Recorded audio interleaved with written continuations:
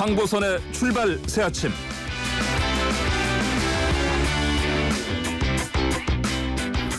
네, 8시 정각입니다. 황보선의 출발 새 아침 3부 시작합니다.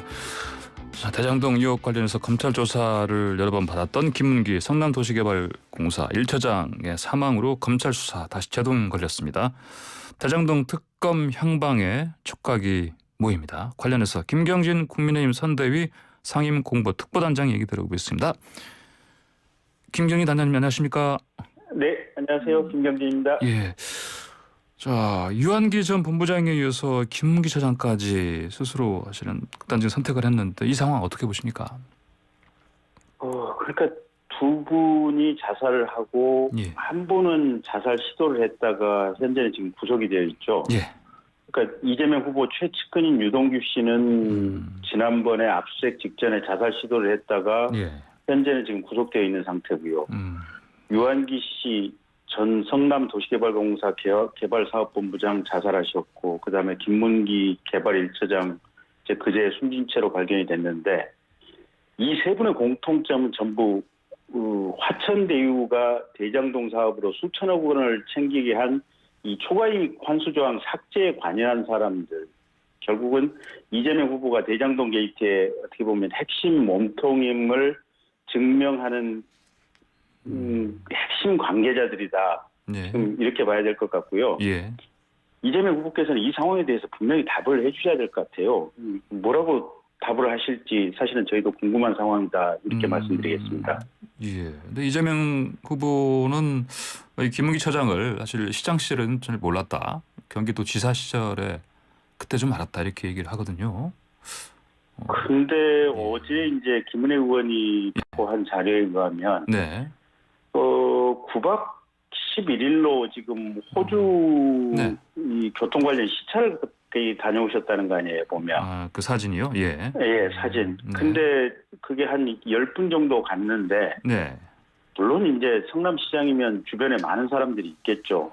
근데 도시개발공사에 어떻게 보면 특히 이 대장동이라고 하는 이런 업무를 했던 핵심 기관에 있었고, 한 사람하고 9박 11일 동안 이렇게 같이 있었으면 기억을 못 하실 수가 있을까요?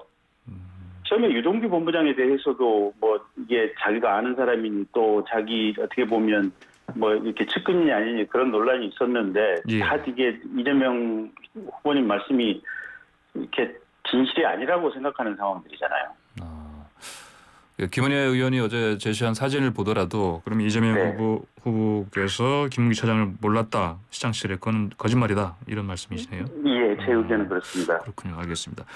김문기 차장이 이 극단적인 선택을 한 배경에 대해서요. 네. 원희룡 국민의힘 선대위 정책총괄 본부장이 이런 말 있지 않습니까? 최후 선택 직전에 누군가와 통화 또는 SNS를 하면서 심적 압박감을 가진 것이 이유일 수 있다. 이런 얘기를 했거든요.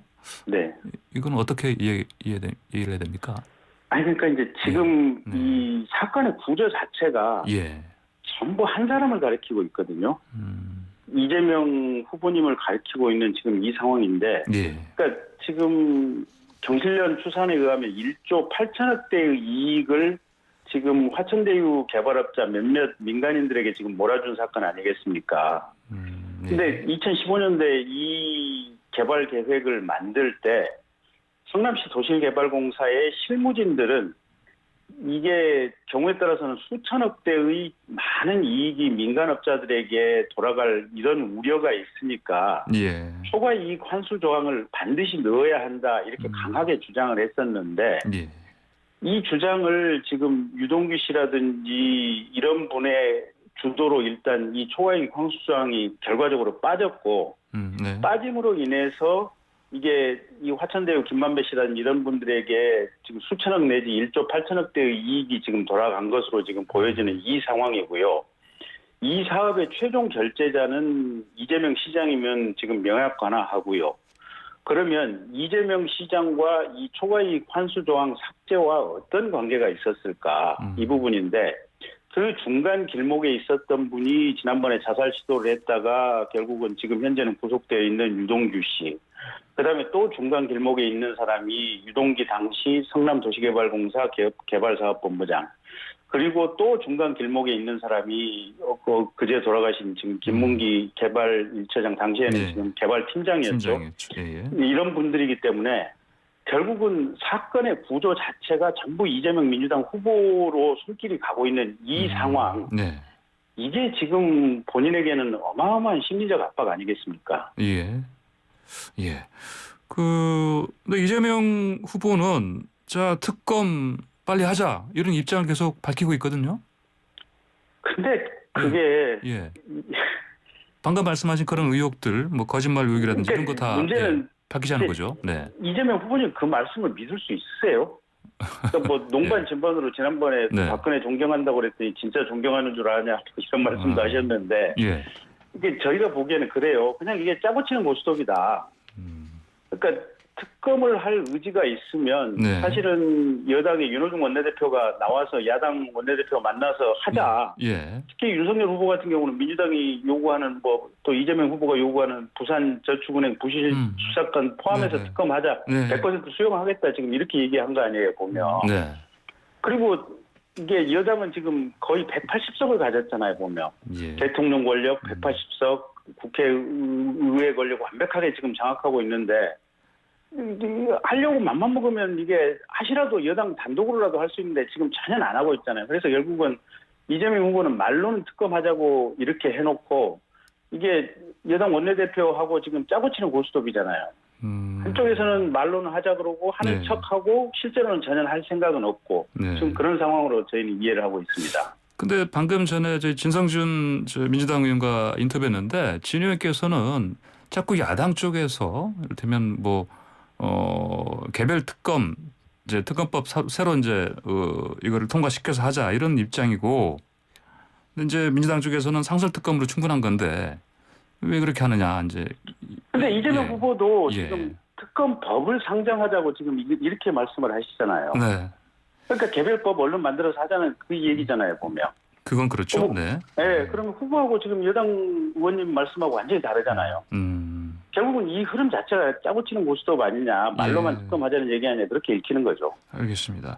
그러면 이제 그 김경진 단장께서도 개인적으로 보시기에도 이제 검찰 수사는 사실상 거의 뭐 더 이상 진척될 가능성은 없다고 보시죠? 원래도 네. 검찰, 경찰이 수사 의지가 없었죠. 그러니까 민주당이나 문재인 정권이 예. 무슨 사법개혁하자, 검찰개혁하자 이렇게 얘기를 했던 것은 결국은 자기 편들 비리, 이런 이재명 후보식의 비리를 은폐하기 위해서 무슨 검찰개혁, 사법개혁을 하자고 한 것이 아닌가 예. 이런 생각도 드는 거고요. 예. 이게 아니 벌써 1년 전쯤에 FIU에서 경찰에다가 이 화천대유 관련해서 예. 구자에서 수백억 대 현금이 인출됐는데 이게 지금 부정한 돈으로 사용됐을 가능성이 크니까 이 자금 추적을 해달라고 금융거래정보 분석원에서 수사 의뢰를 한 게 1년 가까이 됐잖아요. 예. 경찰 아무것도 없었잖아요, 보면.